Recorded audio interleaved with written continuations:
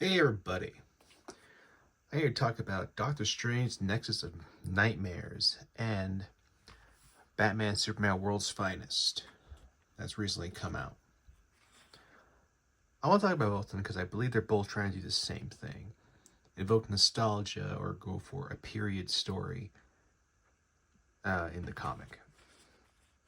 So with Doctor Strange, Nexus of Nightmares, it involves, well, a period Doctor Strange just because he's dead, so it can't be current. It's added continuity. It has Mordo, Nightmare, Doctor Strange, Wong, standard fare, standard characters, stuff you would find in a Strange Adventures book, really. Those you'll get here. Art, I feel it's hit and miss. There's some great line work, especially at the start of the book. There's some interesting expressions on the face. But then at the same time, it just doesn't feel like it works. Especially with Wong, it's not that it's a bad drawing of his face. I just am not sure if it conveys the emotion that I think it should, or Strange. It doesn't feel like he's supposed to be fatigued and tired. I don't know. He looks maybe bored, which I guess you can say is tired. And I guess one other point with the art is the coloring. I'm not a big fan of how the colors chose to color this. Menon is the last name. First name I cannot pronounce, I'm sorry. I feel it should be more flat. Maybe gone with colors that would go with a Strange Tales flat color palette.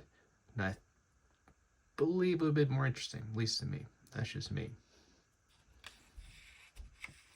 But certainly a period piece in Doctor Strange's life, because it's, of course, going through the traditional ancient one in Tibet. We have Wong here as which in the problematic role of more the manservant, which is odd to me. It's odd to read because we've gone beyond that with the MCU version of Wong, and I prefer that instead of this butler of sorts, wizard butler. Okay, and first we cut to our first initial fight with Mordo and Doctor Strange, and it's automatically underwhelming.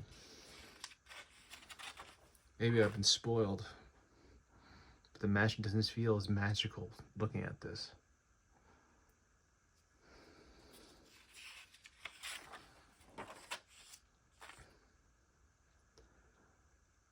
So the whole goal with Mordo is to go get the Darkhold, which connects with the MCU. And from what I can tell, this entire book is really made to give people a good sense of what old Marvel and how old Marvel connects with the MCU. And that's what I'm seeing here. It's Mordo calling Nightmare, and it seemed underwhelming. And also the trees don't seem to match what is done with the character art and such. It's like, it seems like, with Abram Mustafa got trees off the internet and put them in the background and blurred it so it seemed like they were drawn or something. I don't know, or a trace on the image.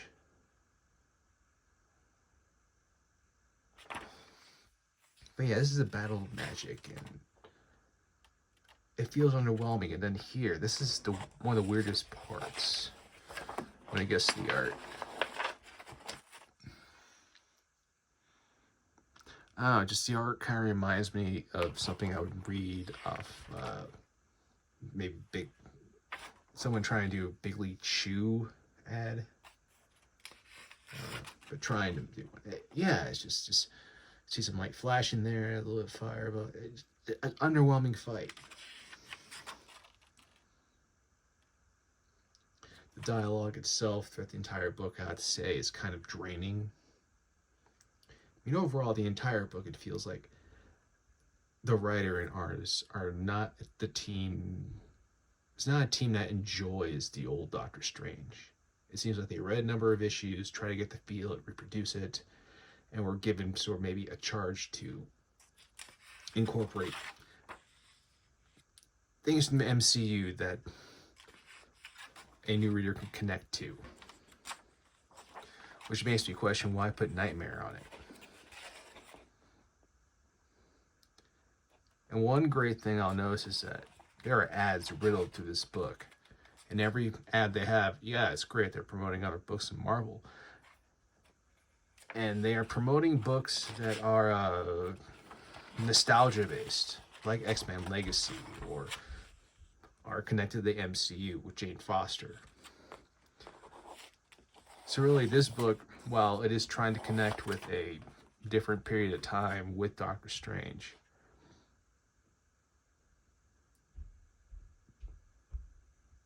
you can just tell there's no heart to it. It's just about the money. Though I will say this cover by Knock is great. This makes me wish he was outlawed from doing headshot covers, because he's able to do this. In fact, I know I pre-ordered the Teen Titans Dark Crisis just for one of his covers on that. Just blown away that, wait, it's not a headshot. On top of that, when he's not doing headshots, it looks like this.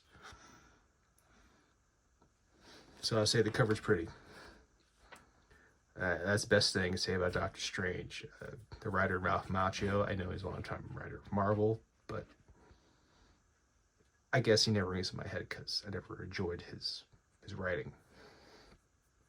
Abraham Mustafa, I listened to a podcast. He was on Word Balloon, and that's what drew me to this book. At least give it a try and check out his art. I have to say I'm not fully attracted to it, or I need to see his work where it isn't magical action based, and maybe that's the issue. I don't know.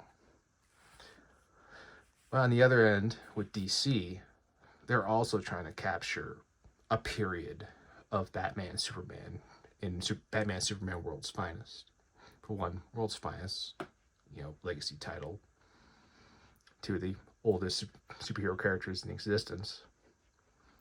Now on top of that, this had numerous variant covers. This is just one of the ones I got. Well, I got 2 issues. One was the Art Germ. This just the humor of it, because of course it has Jerry Seinfeld.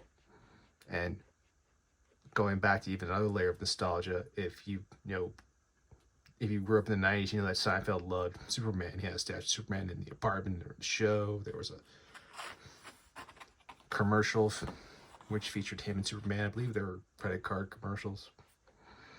This is by Mark Waid, Dan Mora. And this is just a premier experience. For one, I have not checked out every single cover, but this guy, you could tell the cardstock. Doesn't droop in the hand. And of course, lately, Marvel's been getting a lot of flack for its paper quality, and they deserve it. DC, on their hand, I've not experienced this yet. So it's a solid book in your hand to the opening image. And my God, I guess I'm unfamiliar with Mora's work, but he can draw a city. I mean, there were some interior shots of the Sanctum Sanctorum, but this is architecture is a horrible thing to draw, in my opinion, and Mora can do it.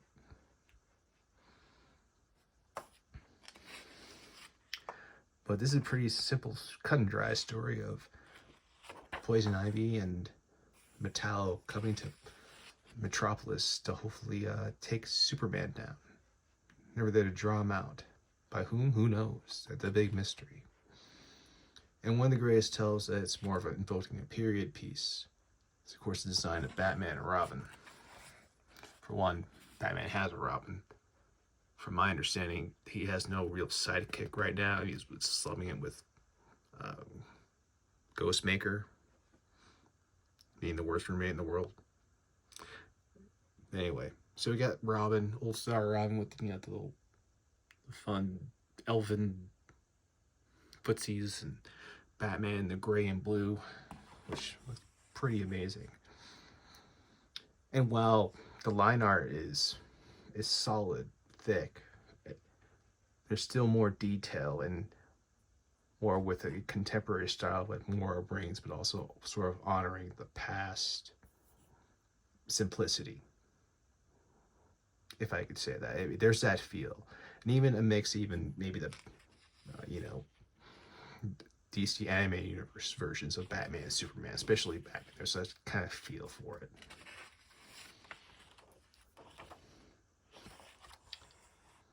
Especially here with Mattel. Mattel, when I look at this, I truly just think Batman, Superman, the animated series version. But the voices are right. The voices are correct. You feel like you're listening to Superman as he's speaking, Batman when he's connecting what Poison Ivy said to this moment, and Robin being Dick, which I would say Dick Grayson, just boy, he's being a smart mouth, but not annoying smart mouth, so it wouldn't be Jason Todd. And if he were smarter, I'd say it was Tim.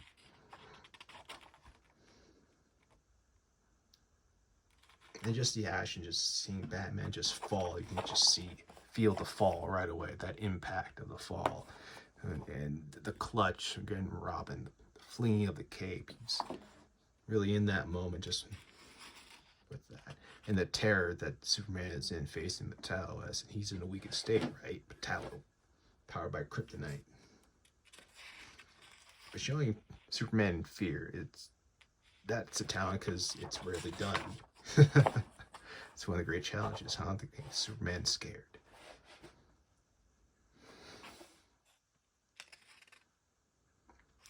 But really, this is a cut and dry story. Two villains come in, try to get Superman, and it seems like they're succeeding. And cut, sort of seeing how their relationship started in a way, Batman and Superman.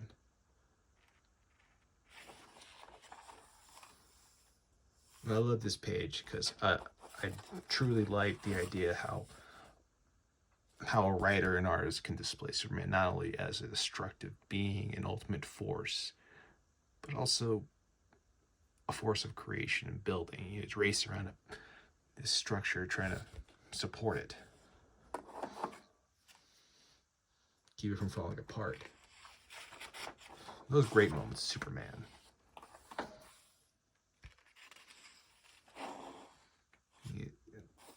I love when the letter gets more center stage, incorporate them into panels.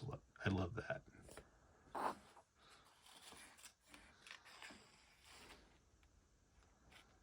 But yeah, the art is emotive, it draws you in. Dialogue feels natural, like it's just, as mentioning all the characters, they sound like they should sound in my head as I read them. And panels, I mean, the use of panels here, just that sense, providing that sense of danger and almost caution as Robin tries to do his job and save this man from falling from a helicopter. And all that, maybe it will work, maybe it won't. Sort of with the panels dropping and falling themselves, getting out of alignment.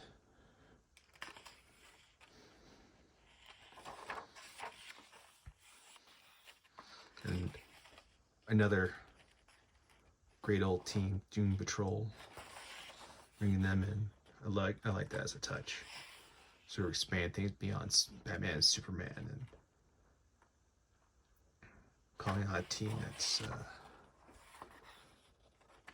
known but not well loved currently. I don't know.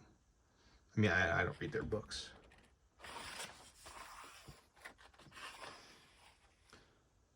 But yeah, this goes back to the more simple times of Batman and Superman, as currently they seem to be in more complicated stories, and dealing with their family issues, and here there's not worry about that. They're worrying about a villain trying to get Superman, cause a ruckus. It's very simple, cut and dry, like Doctor Strange, getting to more the simplicity and back to what people know of the character. but this has heart.